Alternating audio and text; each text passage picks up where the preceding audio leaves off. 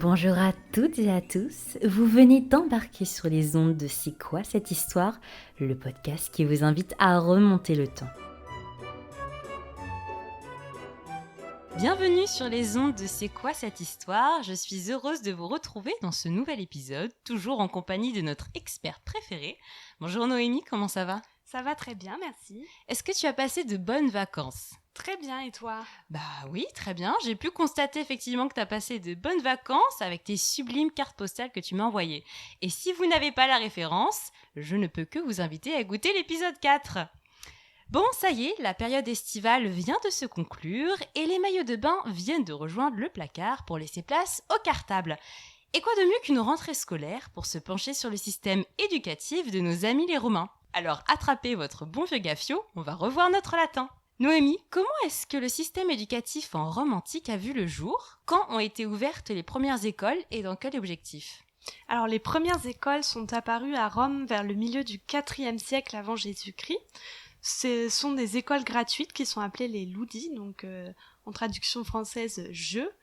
Leur première visée est la socialisation de l'enfant, mais également l'acquisition d'une éducation de base. Vers la fin du IIIe siècle avant Jésus-Christ, un affranchi du nom de Spirus Carvilius passe pour avoir créé le premier ludus payant.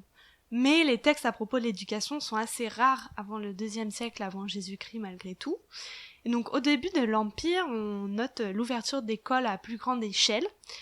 Et à la manière de notre système éducatif actuel, le système romain est constitué de plusieurs niveaux successifs. Donc d'abord une sorte d'école élémentaire, puis l'école de grammaire et enfin l'école de rhétorique. Par contre, à la différence d'aujourd'hui, la progression de l'élève dépend de ses capacités, donc facilité d'apprentissage, son intelligence, etc. et non pas de son âge, comme c'est le cas chez nous. Alors aujourd'hui en France, et ce depuis la loi Jules Ferry de 1882, l'école est obligatoire pour tous les enfants français ou étrangers résidant en France. Est-ce que l'instruction était également obligatoire pour tous les enfants en Rome antique ? Est-ce qu'elle était également accessible aux jeunes filles ?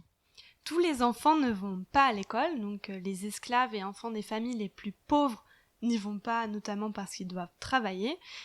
Les enfants de familles riches n'y vont généralement pas non plus car ils ont des précepteurs, qui sont généralement des affranchis, et qui vont les éduquer à domicile, donc en leur apprenant la lecture, le latin, le grec, la musique, etc. Les autres enfants fréquentent donc le ludus, et l'école n'est ni obligatoire ni contrôlée par le pouvoir impérial. Aucun bâtiment n'est spécifiquement dédié à l'éducation. Les ludis trouvent généralement place au domicile de l'enseignant, qui est appelé ludimagister ou literator, ou alors dans des galeries attenantes aux édifices publics, etc. Et ces ludis accueillent seulement un petit nombre d'élèves, une dizaine d'enfants en général. Selon l'auteur Quintilien, il est important pour les enfants d'aller à l'école le plus tôt possible. C'est ce qu'il écrit dans son œuvre intitulée Institution oratoire, qu'il a écrite vers 92 après Jésus-Christ. Donc Quintilien écrit ceci: « Hâtons-nous donc de mettre à profit les premières années, avec d'autant plus de raison que les commencements de l'instruction ne portent que sur une seule faculté, la mémoire, que non seulement les enfants en ont déjà, mais qu'ils en ont même beaucoup plus que nous. » Voilà, donc selon lui, les enfants doivent aller à l'école le plus tôt possible et donc le plus d'enfants possible. Alors quand on rentre à l'école, impossible de ne pas passer par l'achat de fournitures scolaires. Aujourd'hui, on possède un large choix de stylos, de cahiers, de calculettes et autres gadgets pour accompagner son instruction. Mais en Rome antique, quel matériel utilisaient les petits écoliers et écolières pour apprendre à lire et à compter ? On écrit sur des tablettes de cire appelées des tabellae avec un stylet en bois, en os ou en métal, donc appelé stylus en latin. Parfois également sur du papyrus ou du parchemin avec un roseau taillé appelé calamus que l'on trempe dans l'encre. Mais c'est quand même quelque chose qui est coûteux, donc on l'utilise généralement pas à l'école. On peut aussi écrire de manière générale sur des tessons de terre cuites appelés ostraca, donc je vous renvoie à l'épisode précédent, mais ça c'est généralement pas non plus utilisé dans le cadre scolaire. À propos du cartable, les écoliers utilisent une boîte appelée capsa et qui va contenir tout leur matériel scolaire, à savoir la tablette, le stylet et puis l'encre si besoin, et leur déjeuner, car on reste généralement à l'école toute la journée, donc on a besoin de se sustenter le midi. Au début de cet épisode, tu nous as précisé qu'il existait, un peu comme aujourd'hui en fait, l'école élémentaire, l'école de grammaire ou encore l'école de rhétorique. Est-ce que tu peux nous en dire plus à ce sujet et nous préciser l'enseignement délivré par chacune de ces écoles ? Alors, on va commencer par l'école élémentaire. Donc, les enfants sont âgés de 7 à 11 ans. Et l'école élémentaire regroupe aussi bien des filles que des garçons.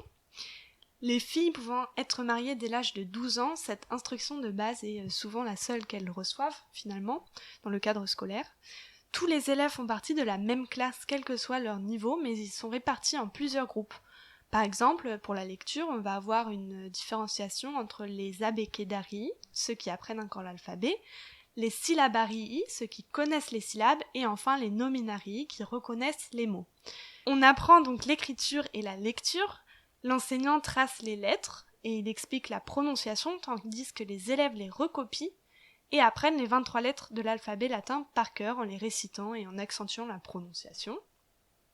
Donc pour citer à nouveau Quintilien et son institution oratoire, il écrit « Lorsque l'enfant commencera à connaître le tracé des lettres, il ne sera pas inutile de les graver le mieux possible sur une tablette afin que le style le suive comme un sillon.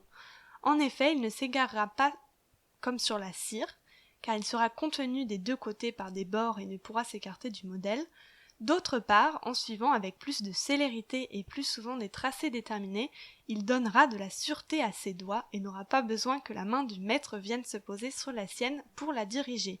Ce n'est pas un soin indifférent, quoique presque tous les gens bien nés le négligent ordinairement, que celui d'écrire bien et vite. » On apprend également le grec dès le plus jeune âge, donc au début du IIIe siècle, des manuels appelés Hermeneumata Pseudodociteana regroupent donc du vocabulaire, des textes bilingues et un manuel de conversation latin-grec, donc un peu comme nos petits manuels de conversation franco-anglais par exemple. Également des études de textes littéraires qui permettent de véhiculer des valeurs aux élèves, par exemple l'étude de l'Odyssée d'Homère, qui va véhiculer des notions de sagesse, de respect de la famille, d'honnêteté, ou encore l'Énéide de Virgile, qui retrace les origines de Rome, etc. Et les élèves vont jusqu'à réciter des passages entiers appris par cœur, à la manière de nos fables de La Fontaine aujourd'hui. Mais bon, ça a quand même plus de gueule de réciter l'Énéide de Virgile que les fables de La Fontaine, à mon sens. On apprend également à compter à l'aide d'un instrument appelé l'abacus, qui consiste en fait en une tablette avec des jetons coulissants dans des rainures ou avec des galets. Voilà, donc finalement on acquiert des bases un peu dans tous les domaines et on va même jusqu'à toucher du doigt la mythologie, la géographie, l'histoire, etc. On passe à l'école de grammaire et l'école de rhétorique, qui sont l'équivalent de notre école secondaire, et donc les enfants qui fréquentent ces écoles ont entre 11 et 15-16 ans. Les enseignements consistent en grammaire, prononciation, élocution, rhétorique, mais également en géométrie, musique, qui est considéré comme appartenant au domaine des mathématiques. Allez savoir pourquoi. Donc concernant la grammatica, plus spécifiquement, c'est un enseignement qui regroupe la grammaire et la littérature grecque et latine. Le professeur est appelé grammaticus. Il commence généralement sa leçon par la praelectio, c'est-à-dire une explication de texte latin ou grec, et enseigne notamment aux élèves à découper correctement les mots, les phrases et les vers, car le texte latin à l'origine est écrit sans ponctuation et sans espace. On passe ensuite à la lectio, qui est en fait la lecture du texte par l'élève. Donc je vais à nouveau citer Quintilien à ce sujet. Donc le premier enseignement à donner à celui qui a appris à lire et à écrire, c'est celui de la grammaire.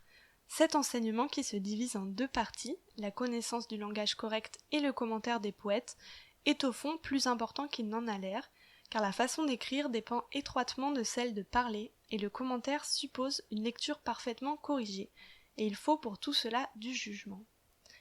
Et donc, dans la ligne droite de l'école de grammaire, on passe à l'école de rhétorique. L'école de rhétorique est souvent tenue par un professeur grec appelé le rhétor, et ses élèves sont issus de familles riches. C'est donc le privilège des fils de sénateurs et des futurs fonctionnaires de l'administration républicaine et ensuite impériale que de fréquenter cette école de rhétorique. Et les enseignements consistent en donc de la rhétorique, mais également de la littérature et de la philosophie. et l'étudiant doit pouvoir discourir sur un sujet qu'on lui impose. Donc à nouveau une petite citation de Quintilien. Il faut donc que les sujets eux-mêmes, qui sont imaginaires, ressemblent au réel le plus possible et que la déclamation imite le plus que l'on pourra les plaidoyer, puisqu'elle fut inventée pour y entraîner. Parlons à présent d'un sujet qui fâche, les punitions. Lorsque les élèves manquent de discipline, comment sont-ils réprimandés ? Est-ce qu'ils recopient des lignes ? Est-ce qu'ils vont au coin ou est-ce qu'ils se prennent des coups de règle sur les doigts, comme à l'époque de nos grands-parents ? Si l'élève n'accomplit pas une tâche correctement, effectivement, de nombreux châtiments corporels sont possibles par l'enseignant. La punition la plus fréquente consiste en fait en l'élève qui étend ses mains ou qui les pose à plat sur une plaque de bois et l'enseignant va les frapper avec ce qu'on appelle la férule, donc férula en latin, une baguette en bois. Donc effectivement, ça recoupe un peu la règle que tu mentionnais. Le stade au-dessus consiste en fait à frapper l'élève au corps avec un fouet qui est composé de lanières de cuir et qui s'appelle un scoutica. C'est en fait une sorte de martinet. Et Pline le Jeune rapporte que certains maîtres utilisaient comme fouet la peau séchée d'une anguille qui était assez épaisse. Voilà, il rapporte cette petite anecdote dans son histoire naturelle. Et la punition ultime, quant à elle, est appelée catomousse. Et donc l'étudiant est déshabillé et étendu entre deux autres étudiants. L'un va tenir ses jambes et l'autre ses bras. Et l'enseignant va venir le fouetter avec un bâton en bois. On connaît aujourd'hui une fresque placée sous les portiques du forum de Pompéi qui présente une scène de catomousse. Et des élèves pompéiens ont gravé des graffitis à côté. Par exemple, « Je reçois des coups ». Voilà, donc c'est en fait une scène qui est attestée. Hein. Et certains maîtres sont réputés pour leur usage fréquent de châtiments corporels, ce qu'on retrouve quand même comme attestation régulièrement chez des auteurs romains. Par exemple, Suétone, dans son ouvrage appelé « Sur les grammairiens et les rhéteurs » qui date de la fin du 1er siècle après Jésus-Christ, écrit à propos d'un grammairien appelé Orbilius, qui enseigna à Rome à partir de 63 avant Jésus-Christ, qu'il était, je cite, « impitoyable non seulement pour ses adversaires, qu'il ne perdit pas une occasion de déchirer, mais aussi pour ses élèves, comme le laisse entendre Horace lorsqu'il le qualifie de fouettard, et Domitius Marsus lorsqu'il parle de tous ceux qu'Orbilius a frappés de sa férule et de son martinet. » Ou encore un exemple de Juvénal dans ses satires au début du IIe siècle, qui lui écrit à propos de Rutilius, qui, je cite, « met sa joie dans le bruit cruel des coups, pour qui le chant des sirènes n'est pas comparable à la musique des fouets. » Donc les châtiments corporels étaient quand même quelque chose d'assez fréquent. Ah oui, c'est tout un programme quand même, hein. C'est spécial. Est-ce qu'ils avaient tout de même droit à des jours de répit et à des vacances scolaires notamment ? Alors tous les 9 jours, à l'occasion du marché, on prenait le repos dit des nundines, donc nundinae en latin, et il existait également des jours fériés au moment de grandes solennités religieuses. Concernant ce qu'on appelle nous les vacances, les étudiants ou élèves avaient généralement 5 jours de repos en mars, et l'école s'interrompt pendant les grandes chaleurs de l'été, donc en général pendant 4 mois à peu près, des ides de juin aux ides d'octobre, donc autour du 15 du mois, les ides en général. Et donc cette période d'oisiveté, à laquelle les enfants peuvent vaquer à leurs propres occupations, est assez propice à des jeux comme jouer aux osselets, jouer au cerceau ou encore jouer avec des animaux, donc que ce soit des pigeons, des souris, etc. Même si la structure du système éducatif romain est assez proche de celle que nous connaissons actuellement, alors hors châtiment corporel, hein, Dieu merci, l'essence de l'enseignement romain et surtout ses objectifs diffèrent de l'ambition scolaire actuelle. Effectivement, on peut quand même noter une grande différence entre le système éducatif romain et notre système d'aujourd'hui, à savoir que le système romain a comme visée de former un citoyen romain, donc avec toutes ces notions de dignitas, donc dignité, pietas, piété, fides, gravitas, tout ça, ce sont des notions typiquement romaines qui font le bon citoyen romain de l'époque. Et donc, lorsqu'on met ça en perspective avec notre système actuel, effectivement, aujourd'hui, l'éducation vise à obtenir un emploi à la clé, mais pas forcément à former un bon citoyen, si je puis dire. À Rome, donc, on n'enseigne pas de matières essentielles à la conduite d'une carrière publique. Par exemple, le droit, l'administration, les tactiques militaires, ce ne sont pas des matières dans le système scolaire, mais on cherche bien à former véritablement un citoyen qui pourra être utile à la cité. Eh bien, merci à toi, Noémie, pour toutes ces précieuses informations. Si vous avez envie de creuser davantage le sujet, je vous invite à consulter la description de cet épisode pour y découvrir toutes les œuvres de référence listées par Noémie. J'espère que cet épisode vous aura plu. Si c'est le cas, n'hésitez pas à le partager autour de vous et à nous laisser un petit commentaire, ça fait toujours plaisir. À bientôt, Noémie. À bientôt. On se retrouve très vite pour un nouvel épisode et d'ici là, portez-vous bien et bon courage pour cette rentrée 2020. À bientôt sur C'est quoi cette histoire ?